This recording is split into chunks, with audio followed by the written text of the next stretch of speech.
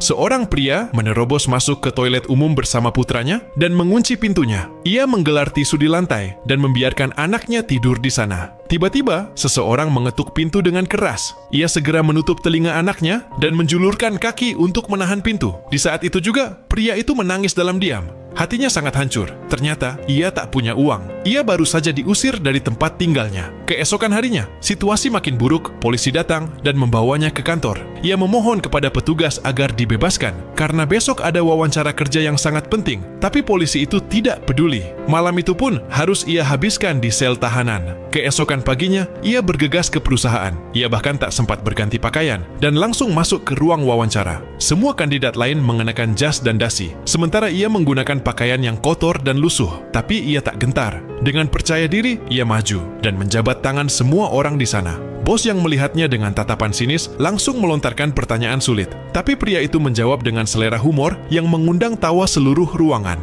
Bosnya terkesan dengan semangat optimisnya dan meloloskannya dalam wawancara, meski tak ada gaji selama masa magang. Karena itu, ia dan anaknya harus mengantre di tempat penampungan. Namun terlalu banyak orang, dan yang lebih buruknya adalah seorang staf yang mengurus penampungan mengatakan bahwa hanya tersisa 4 tempat tidur. Demi anaknya bisa tidur nyenyak, ia memotong antrean, bahkan sampai merebut tempat dari tunawisma lain.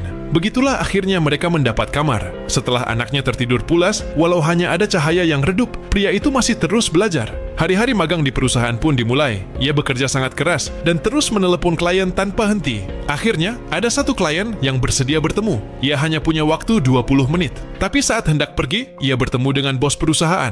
Bosnya lupa membawa dompet dan meminta bantuan pinjaman uang. Ia memberikan $10 terakhir yang ia miliki. Akibatnya, ia harus berlari mengejar waktu. Tapi secepat apapun ia berlari, ia tetap terlambat. Kesempatan itu pun hilang. Setelah kejadian itu, ia bahkan bekerja lebih keras lagi. Siang hari, ia bawa semua barangnya ke kantor. Malamnya, ia jemput anaknya dan kembali antri tempat tidur di penampungan. Bahkan saat makan, ia tetap belajar karena ia tidak ingin menyia-nyiakan waktu sedetik pun. Akhirnya, hari terakhir magang tiba. Ia dipanggil ke ruang bos. Dengan cepat, ia kenakan jas terbaiknya. Di luar dugaan, bos berdiri dan menjabat tangannya. Matanya mulai memerah. Ia kira ia gagal. Saat ia hendak pergi, bos memanggilnya lagi dan mengembalikan $10 yang ia pinjam. Pada akhirnya, pria itu resmi diterima bekerja. Ia pun sangat bersyukur dan merasa bahagia. Ia berjalan keluar dari kantor dengan air mata haru dan merayakan kebahagiaannya di tengah keramaian. Kisah ini memberikan makna. Usaha dan kerja keras tidak akan pernah mengkhianati hasil. Dan jangan lupa juga untuk selalu bersyukur kepada Tuhan.